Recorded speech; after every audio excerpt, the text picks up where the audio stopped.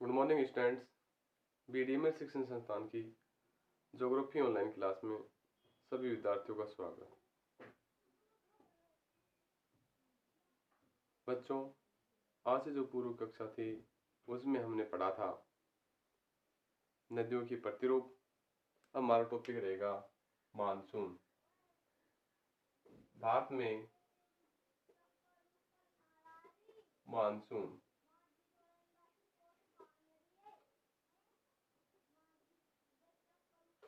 भारत के जो मानसून की स्थिति है वो अलग अलग क्षेत्रों में अलग अलग देखी गई है, क्योंकि कुछ क्षेत्र ऐसे हैं जो बंगाली खाड़ी से और कुछ क्षेत्रों में मानसून की स्थिति अरब सागर से आती है। ये सभी स्थिति वायुदाब के कारण होती हैं। कहीं वायुदाब अधिक, कहीं वायुदाब कम।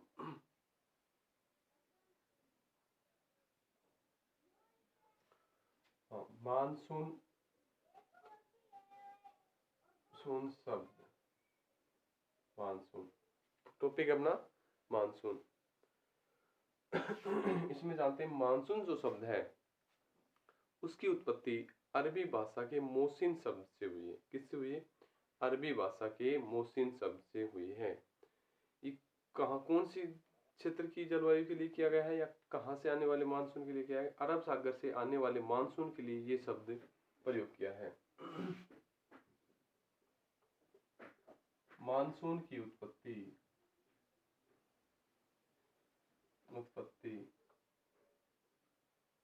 अरबी भाषा के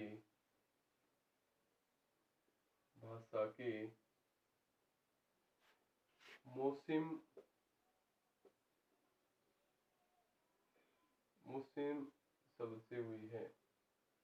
अरबी भाषा के शब्द से हुई है, मोसिम शब्द से हुई है। और ये जो शब्द है, ये शब्द कौन सी क्षेत्र से आने वाली धारा के लिए? ये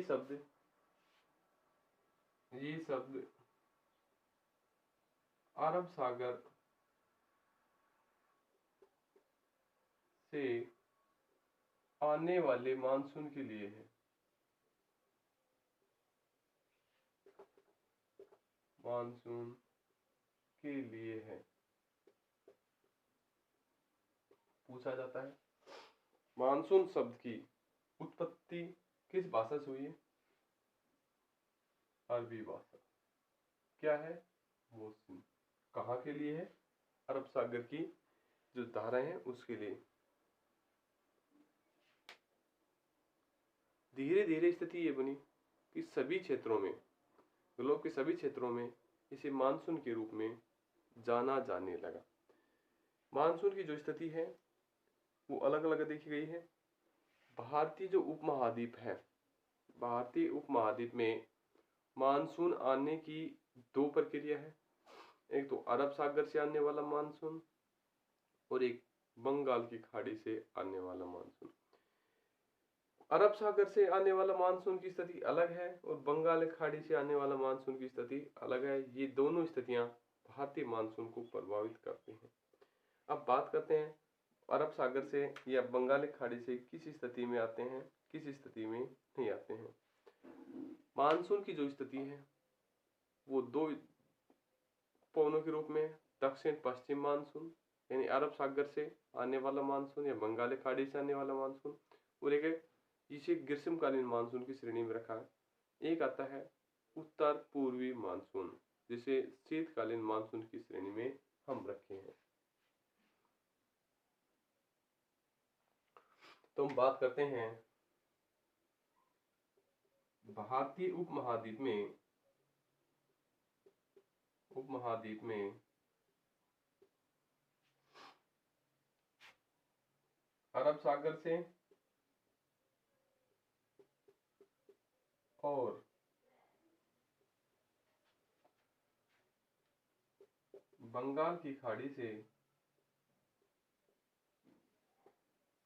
अरब सागर से और बंगाल की खाड़ी से आने वाली आर्द्र पवनों को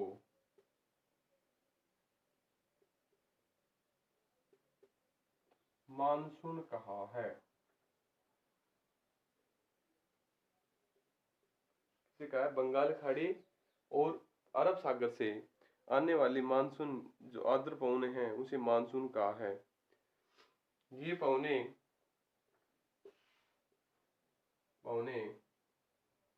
भारतीय मानसून को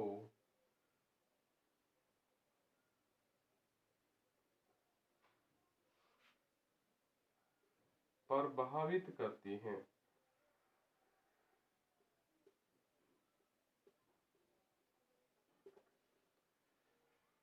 ये पवने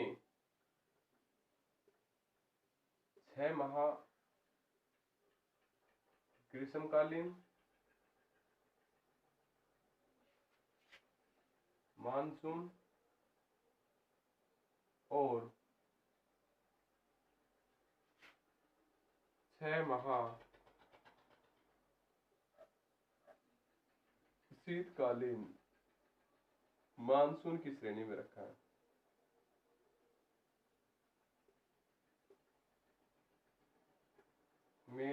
है। अब बात करते हैं ग्रीष्मकालीन क्या है और शीतकालीन क्या है। दक्षिण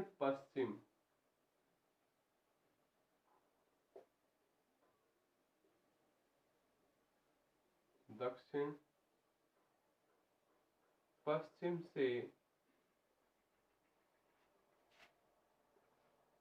उत्तर पूर्व की ओर चलने वाली पवनों को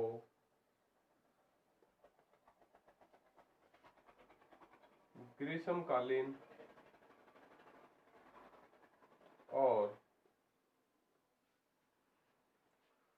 उत्तर पूर्व से उत्तर पश्चिम की ओर, उत्तर पूर्व से दक्षिण पश्चिम की ओर, दक्षिण पश्चिम की ओर जब पवनें चलती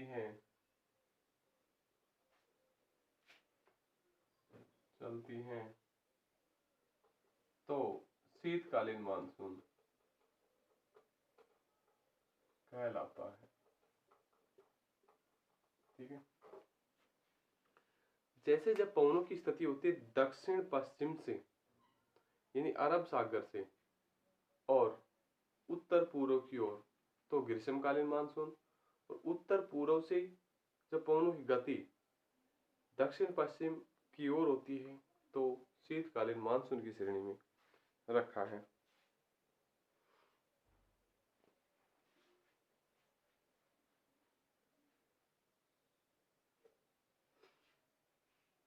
तो भारत में जो वर्षा की जो स्थिति है, सर्वाधिक मात्रा में जो वर्षा होती है वो दक्षिण पश्चिम यानी ग्रीष्मकालीन मानसून से होती है।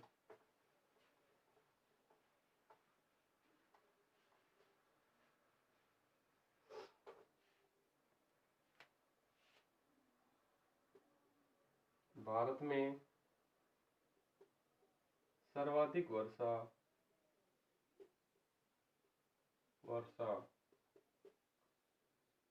दक्षिण पश्चिम यानी ग्रीष्मकालीन मानसून से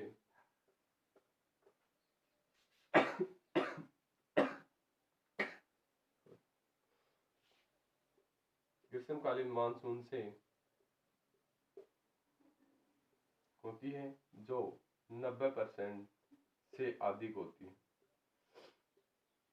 यानी कुल वर्षा की बात करें, कुल वर्षा की 90% वर्षा होती है ग्रीष्मकालीन मानसून दक्षिण पश्चिम मानसून से। बात की थी इनकी उत्तर पूर्व और दक्षिण पश्चिम मानसून की, वो बात की जा चुकी है कौन सी श्रेणी में किस तरीके की। तो भारत में जो मानसून की स्थिति कितने प्रकार की है? 2 प्रकार की। अब बात करते हैं मानसून के बारे में। ग्रीष्मकालीन मानसून या दक्षिण पश्चिम मानसून। ग्रीष्मकालीन मानसून या दक्षिण पश्चिम मानसून।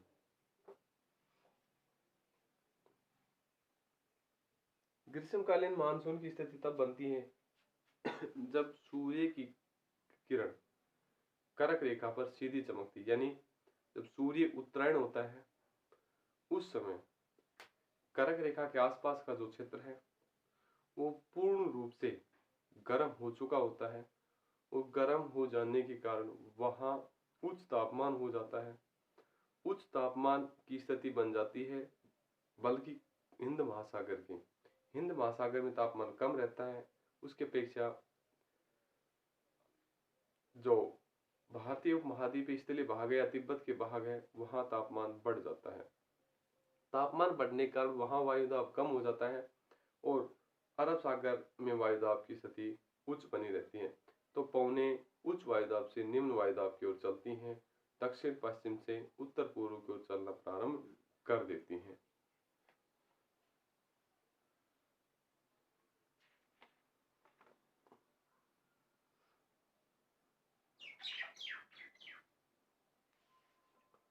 जैसे जैसे पवनें चलती हैं अपने साथ समुद्री क्षेत्रों से वाष्पीकरण क्रिया के कारण वो आर्द्रता लेकर आती हैं।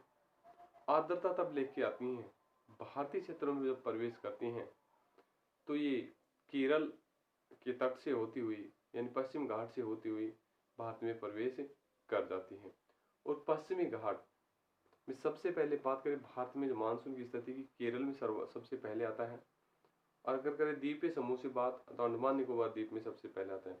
उसके बाद पश्चिमी घाट पर सर्वाधिक वर्षा होती है, भयंकर वर्षा होती है। और धीरे धीरे ये मानसून की स्थिति जब उत्तर की ओर सरकता है तो मानसून की तिथि बढ़ती है और मानसून करने की जो प्रतिशत है वो घटता जाता है। जो भ्रंश है, घाटियां हैं, दरार हैं, गुजरात की नर्मदा और ताप्ती जो नदियां उसकी दरार से होकर मानसून आगे की ओर बढ़ जाता है। कभी कभी स्थिति ये बनती है मानसून की स्थिति अच्छी हो जाती है और कभी बंगाल की खाड़ी से आने वाला जो मानसून है उनसे टकराती है मेघालय के पास तो धुआंधार वर्षा होती है। और अरब सागर से आने वाला जो मानसून है राजस्थान के क्षेत्र में के दक्षिणी हिस्से में प्रवेश करता है। दक्षिण पूर्वी हिस्से में जो सबसे पहले झालावाड़ में प्रवेश करता है। झालावाड़ में वर्षा होती है। तो राजस्थान का सबसे आर्द्र जिला है झालावाड़ और आर्द्र स्थान है माउंट आबू सिरोही।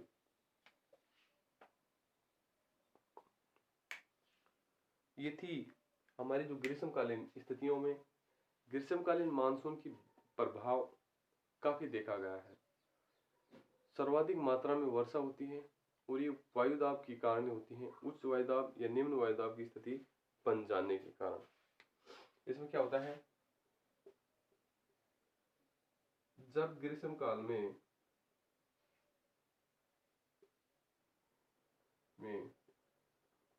सूर्य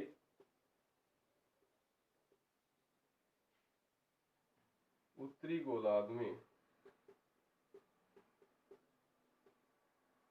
यानी कर्क रेखा पर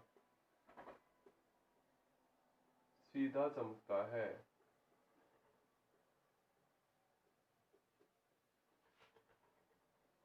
तो ये स्थिति बनती है।